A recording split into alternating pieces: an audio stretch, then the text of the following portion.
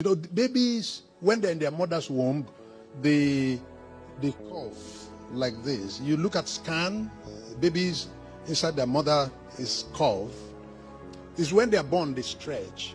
Now, this one was born and she did not stretch. She remained like that and continued to grow like that. Continue to grow like that till the head touched the leg. It's a mangled human being that turned this around. The backbone is like iron, is stiff. The hands and legs are stiff. If you want to carry the baby, the light standing, you carry her like women baskets that they use cane to weave. You carry her like this. And you can. She has buttocks, but she cannot sit.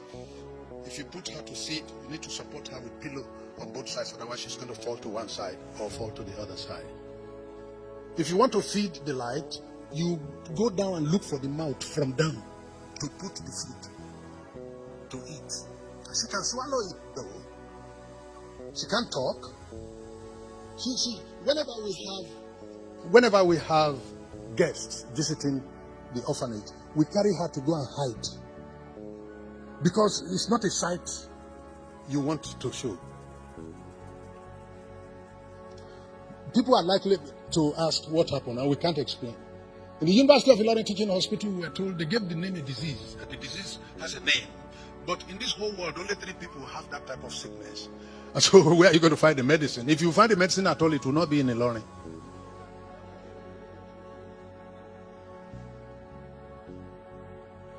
But once in a week, I want to talk about the power of God here. And I want to talk about the power of God at the extreme end of it. I've been privileged to see the power of God in action. I've been privileged to recall the dead.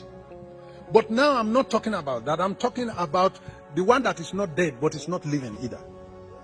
I'm talking about the one that you carry is not a human being. It's like a lizard. It's like an alligator. And it continues to grow.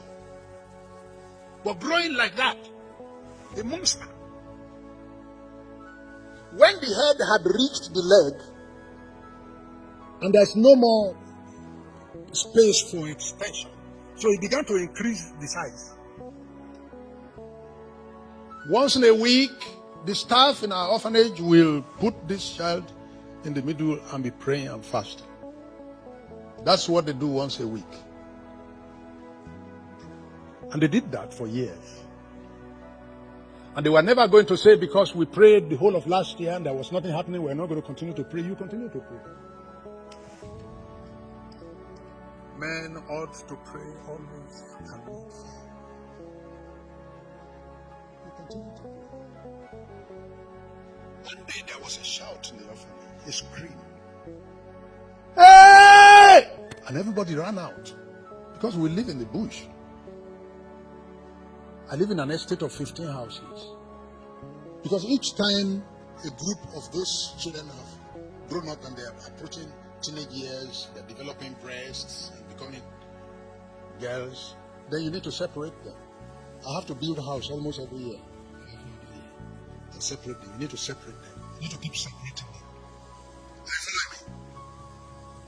Are you following me?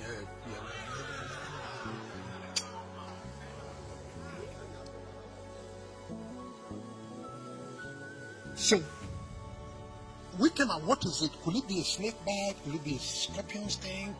What is it? And we saw the light where she was. She was vibrating and stretching. And stretching. And stretching. And continued stretching till she finished stretching. Stretching full length. And while stretching, the hands were also coming up to normal size. The hands were stiff, the legs were stiff and curved. But they were stretching and flesh was also building on it to grow to normal and correct size. And stretching. And when she had finished stretching, she tried to stand up. When she has finished stretching to a normal size, what ought to have been the normal size if there was no problem? She acquired it on the floor. And when she had finished stretching, she tried to stand up and achieved it after a few minutes. And took a step. And took another step. And took another step. And started walking. And walked up to my wife. My wife was weeping. And walked to my wife and spoke.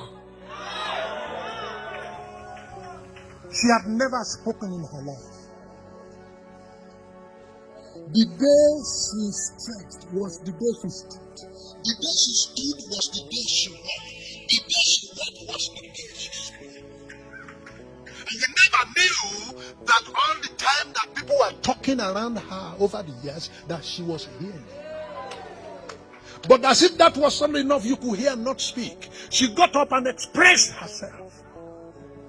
And my wife took her to school, where her classmates and age mates were, and asked that they should move and create room for her. You have left her behind me, says Christ.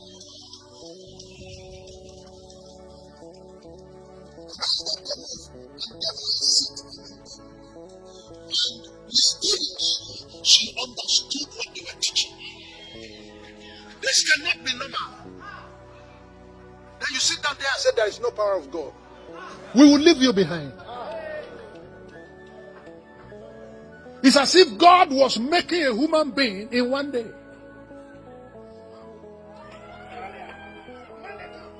And I said to you in this house that there is nothing God cannot do.